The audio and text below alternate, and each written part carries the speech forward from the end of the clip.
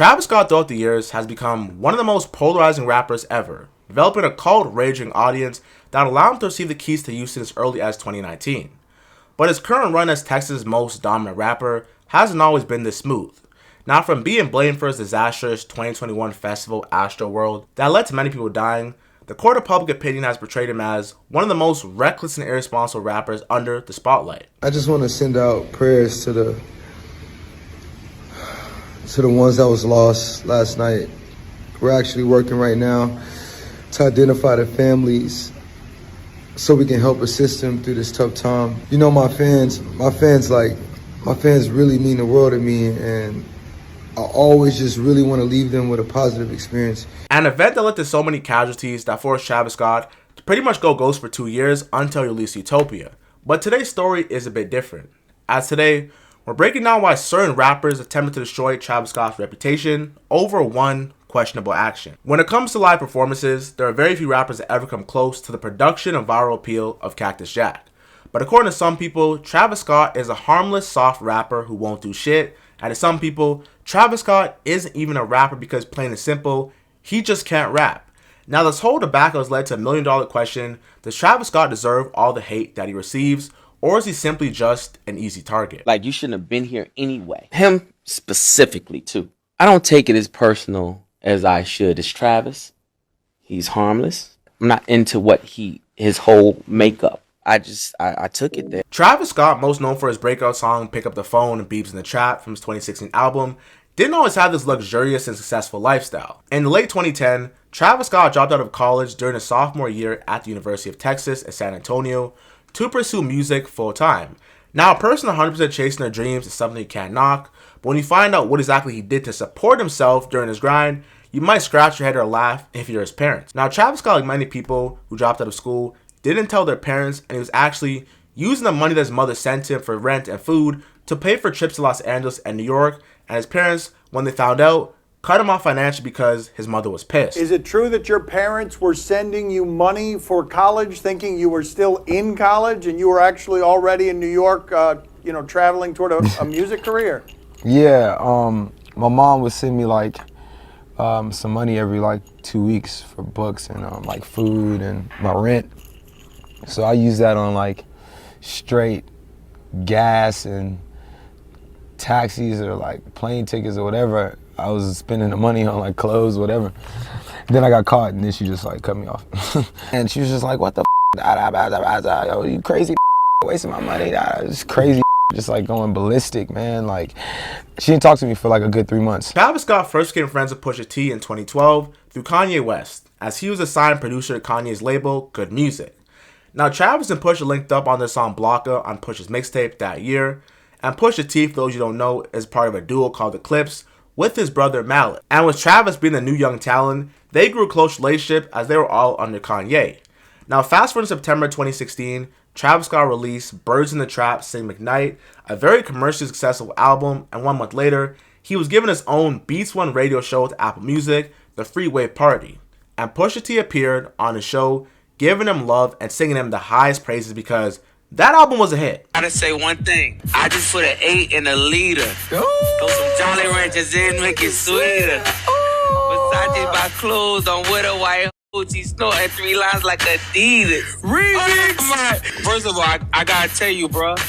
Your album is my favorite album of the year. Oh my God, bro. Here we got it right here. No, listen. No. Real. Your album is the best album of the year. It is my favorite album of the year. Oh my God. From working out to driving. I'm getting tickets in my 911 to that. Oh my God. Trust me. I'm on it right now, bro. This means so much to me, bro. That album is my everything.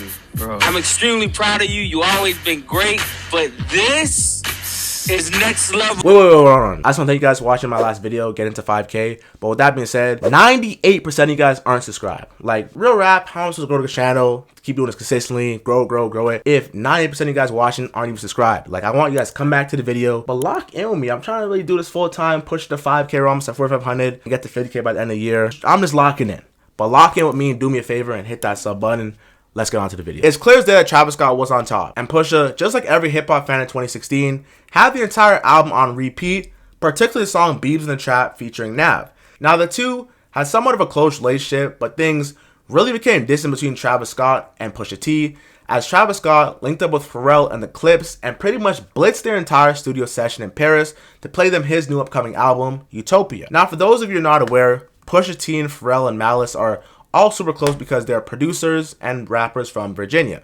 And Virginia isn't really that big of a state, and rarely any talent makes it out of that state. So when they did, they all became very close, intertwined, and locked in. Now Travis would interrupt the studio session to play his song Meltdown, but deliberately left off Drake's verse, which was on the official version, and Drake was dissing Pharrell, talking spicy. Now to which Pusha responded as he was very upset, "He don't have no picks. No loyalty to nobody. He's a whore. He's a whore." Now, we're all very much aware that Drake and Pusha T don't get along because of their 2018 beef, where Pusha T, in a lot of people's eyes, took the win because he exposed that Drake had a child that we had no idea about. Now, Pusha T was promoting his new album, Let God Sort Them Out, which is exactly produced by Pharrell, coincidentally, and he would put Travis Scott on blast. Now, Pusha T would expose the series of events that made him view Travis Scott as a snake, but before exposing these events that made Travis Scott as a snake, he would expose Travis for crying in front of him when Kylie Jenner broke up with him on the song So Be It. And if you ask me, So Be It is a very fitting title for this entire situation. You cried in front of me, you died in front of me, Calabasas took your bitch and your pride in front of me, her Utopia had moved right up the street, and the lip gloss was popping, she ain't need you to eat, the neck don't call it the way that they see it, but I got the video I can share and they eat it. They wouldn't believe it, but I can't unsee it. Luckily I ain't TMZ it, so be it, so be it. Now, Pushy's a friend that you'd hate to have around you during any inconvenience or vulnerable moment of your life. Because just like that, your most weakest moment of you crying because your girl broke up with you became album promo and a source of entertainment. Now, as a man, crying in public is something that's just simply best not to do. Because people, men and women, will simply never let you live down this weak moment. Now, though it's not entirely clear what reference to Calabasas, which is a city in California that Pusha was making, he mentioned that Kylie and her cosmetic lip brand, which is a billion-dollar company, and talked about her being more up and financially successful and stable than Travis, which I'm not sure is a diss because they're both still multi-millionaires, but I guess he's taking a shot at Travis by any means. And it seemed that Pusha T would almost seemingly blackball him, mention that he has a video of him crying, which could pretty much end it all. Now with him saying, I got the video, I can share and AE it, which is a diss to Travis Scott because Alexander Edwards, which is AE, is Tyga's best friend. And in 2024, Tyga and Travis Scott, who both coincidentally used to date Kylie Jenner, and Travis Scott is way more lit and successful than Tyga was, so there might be some animosity and smoke. The two of those people got into a fight, and AE, which is Tyga's mans, stepped in the fight and helped Pusha, or should I say help Tyga. And let's just say AE put the belt to ass expeditiously on Travis Scott. Now, being totally transparent, Travis Scott never came off as this aggressive, provoking type of rapper where losing a fight would make him lose street credibility. So this incident really had no irreversible damage on his whole reputation because he never had that persona and that, whole reputation.